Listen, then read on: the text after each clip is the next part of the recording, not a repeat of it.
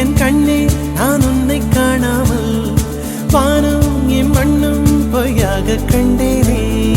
அன்பே பேரன்பே நான் உன்னை சேராமல் ஆவே என் ஆவே நான் இன்று போனேனே.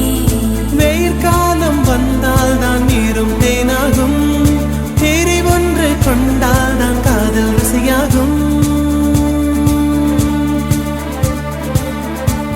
உன் பார்வைப்படும் தூரம் என் வாழ்வின் உயிர் வீடும், உன் மூச்சுப்படும் நேரம் என் தேகம் மணலாகும்.